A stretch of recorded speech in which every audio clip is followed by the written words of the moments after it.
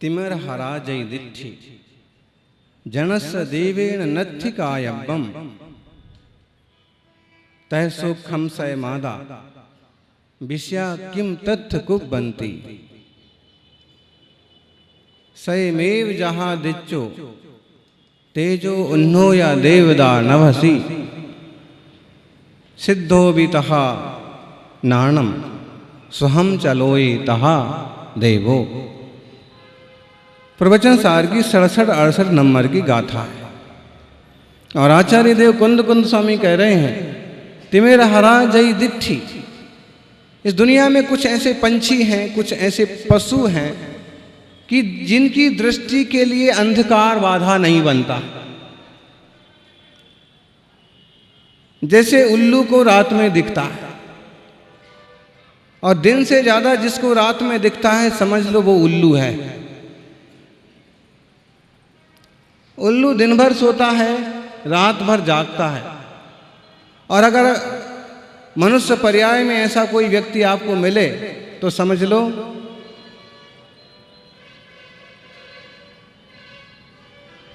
कहना ये चाह रहे हैं कि तिमिरहरा जय दिट्ठी जनस्य दीवे नत्थि कायब्बम। अगर किसी को अंधेरे में भी दिखता है तो उसको दीपक की जरूरत नहीं पड़ती। तह सुखम सय मादा विषया किम तत्व कुब्बंती। ऐसे ही सुख आत्मा का स्वभाव है, उसको विषयों की जरूरत नहीं है। जैसे उल्लू के लिए लाइट की जरूरत नहीं है। कौन कौन से पंछी हैं जिनको रात में दिखता है? सबसे पहले नंबर आता है उल्लू का।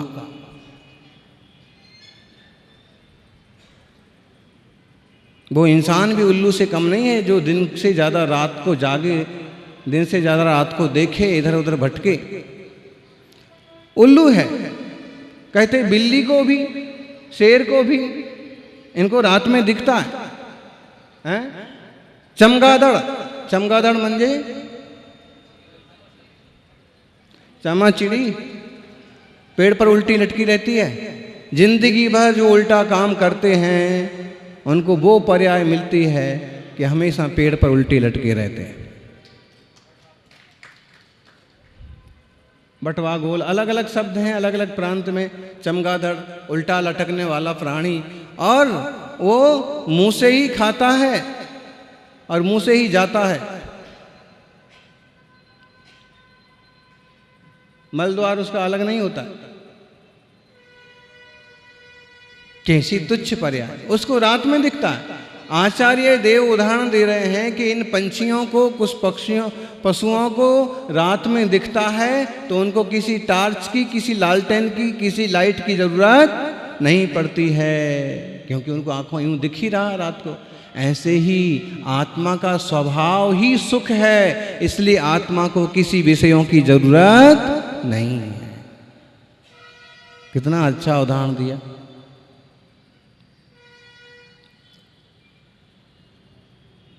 हमें रात को नहीं दिखता है इसलिए हमें लाइट की जरूरत पड़ती है। और जिन्हें बोध नहीं है कि आत्मा में ही आनंद और सुख है, उन्हें इंद्रिय विषयों की जरूरत पड़ती है। तो आत्मा का स्वभाव ही सुख है। वैसे ये भी नया गांव ही है हमारे लिए। तो जयपुर भी हमारे लिए नया गांव है, तो हम इसी को नया गांव समझ लेते हैं।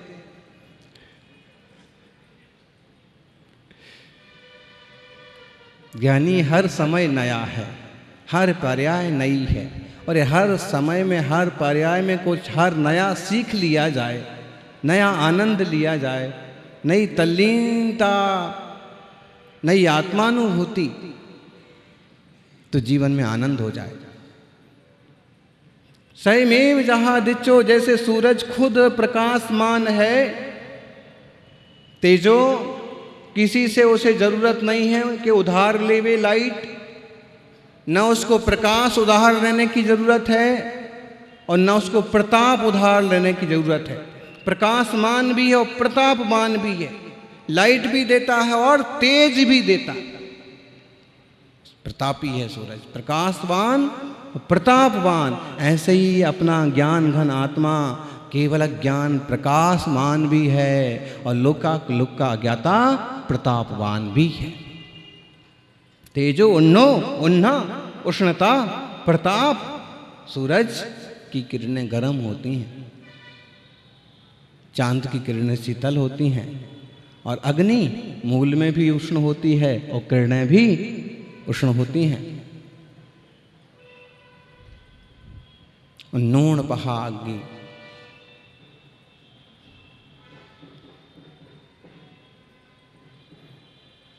तो कहना ये चाह रहे हैं कि दुनिया कहती है कि सूरज देवता है, और ढेरों लोग हैं जो सूरज को जल चढ़ाते हैं। जैनी लोग भी सूरज को इस ढंग से मानते हैं कि जब सूरज उदित होता है तो ही भोजन करते हैं, और सूरज अस्त हो जाता है तो भोजन नहीं करते।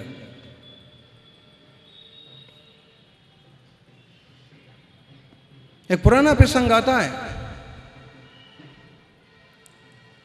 कि सम्राट को लोगों ने शिकायत कर दी कि पूरा देश तो सूरज और चांद को मानता है, सूरज और गंगा को मानता है, ये शराब की नहीं मानते।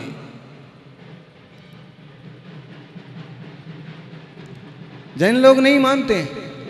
सम्राट ने कहा कि क्यों नहीं मानते, मानना चाहिए, हमारी संस्कृति है। जैनों को बुलाया,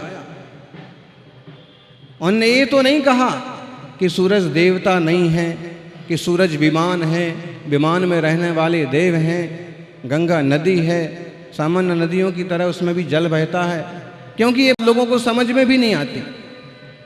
लेकिन उन्होंने कहा कि कैसे नहीं मानते, हम सबसे ज़्यादा तो हम ही मानते हैं। बोलो, आपके घर में कोई मर जाता है तो आपको भोजन रुचता है? लोगों ने तुरंत मुंडी लाई कि कोई मर जाए तो अपने को भोजन कहाँ रुचता है, कौन भोजन करता है? 2-4 घंटे 1-2 दिन तो टालते ही हैं, नहीं रुचता। हम लोग भी जब सूरज डूबता है तो भोजन नहीं करते हैं, इतना प्यार करते हैं, इतना मानते हैं। दूसरा, लोग गंगा में डुबकियां लगाते हैं, सारा शरीर का मैल उसमें डाल देते हैं, धो देते हैं, लेकिन हम इतना पूज्य मानते हैं कि उसमें अपने पांव भी नहीं धोते। पूज्यता का अपना अपना पैमाना हो सकता है। जैन श्रावकों ने भी प्रकृति की पूज्यता को बरकरार रखा, लेकिन उनकी अपनी पद्धति है। तो लोक मान्यता के अनुसार सूरज देवता है। आचार्य श्री कह रहे हैं कि सूरज अपने प्रताप के कारण से उष्ण है, सूरज अपने प्रकाश के कारण से तेजमान है, और सूरज अपनी पूज्यता के कारण से देवता है। जैसे सूरज को ये सब किसी से उधार नहीं लेना पड़ा है, वैसे ही भगवान जिनेंद्र का आत्मा जो परमात्मा हो गए हैं, हमारा चैतन्य आत्मा जो ज्ञान घन आत्मा है, वो भी कैसा है, सिद्ध कैसे हैं? तो कह रहे हैं ज्ञान है, सुख है और देवता है। उन सिद्धों को ज्ञान कहीं से लाना नहीं है। इन्वर्टर के लिए तो ऊर्जा कहीं और से लेना पड़ेगी तो इन्वर्टर चलेगा, लेकिन पवन चक्की को ऊर्जा किसी और से लेने की जरूरत नहीं है, सूरज को ऊर्जा किसी और से लेने की जरूरत नहीं है। ऐसे ही हम इस बात को समझें कि जो परिपूर्ण आत्मा हो गए हैं, उनका ज्ञान स्वभाव है, सुख स्वभाव है, और दुनिया में परिपक्व परिपूर्ण आत्मा है, इसलिए वो देवता हैं, पूज्य हैं, वंद्य हैं। हमारा आत्मा भी ऐसा देवता हो सकता है, परमात्मा बन सकता है। वो कार्य परमात्मा बन गए सिद्ध, हम कारण परमात्मा, हम भी सिद्ध बनेंगे, हम होंगे कामयाब। हम होंगे कामयाब एक दिन। कौन से दिन होंगे कामयाब साहब? एक दिन। लेकिन वो जल्दी आना चाहिए, अभी से अभ्यास चालू होना चाहिए कि हम अपने चिन्मय ज्ञान घन स्वभाव को समझें और अपनी शांति बढ़ाएं, अनाकुलता बढ़ाएं। अगर हम अपने सुख स्वभाव को समझ लेंगे तो इंद्रियों की झंपापात में पड़ने की जरूरत नहीं पड़ेगी। इंद्रियों के विषयों पर एकदम हम पतंगे की तरह नहीं टूट पड़ेंगे। सुख मेरा स्वभाव है, शालीनता, शांति। और अगर हमें एक खबर नहीं है तो सुख पाने के लिए दौड़ेंगे। अभी प्रातः काल गौरवमती जी को संबोधित करने के लिए जा रहे थे तो सेंट्रल पार्क में, वहीं हम निहार शुद्धि को जाते हैं, तो वहीं से आगे बढ़ गए तो मुश्किल से 200 कदम चले होंगे कि राजस्थान सरकार नेता प्रतिपक्ष गुलाब चंद कटारिया सामने से हाफ पैंट पहन करके आ रहे थे। 2 आदमी उनके साथ थे। अब वो जानते हैं, अनेक बार आए हैं, तो दूर से हाथ से जोड़ लिए।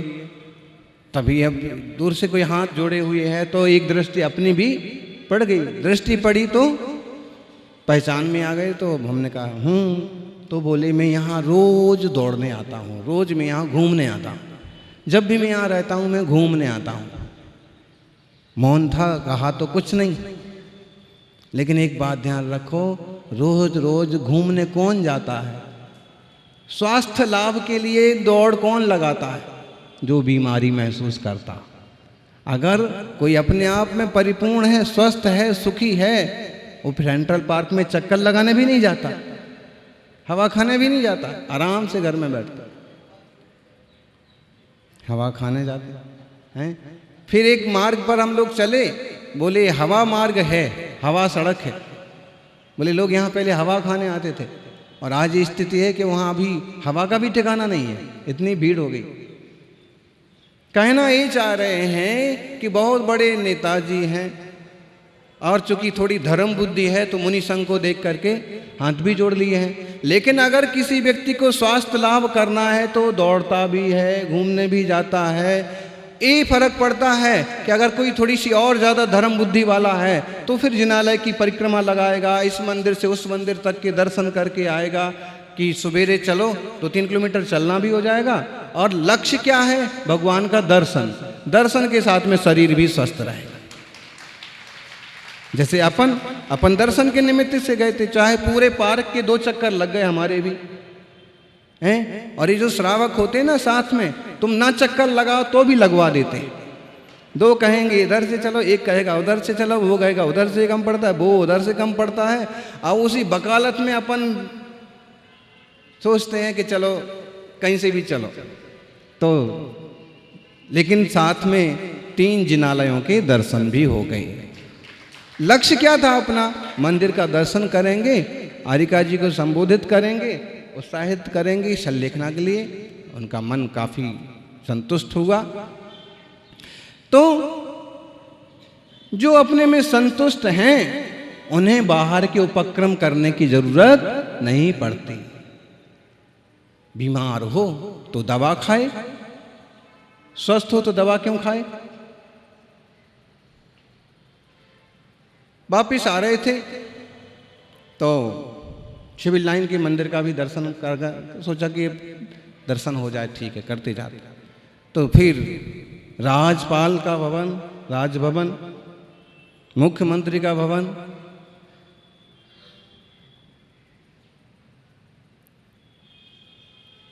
दसों पुलिस वाले वहां पर बंदूक लेके खड़े। क्यों खड़े साहब?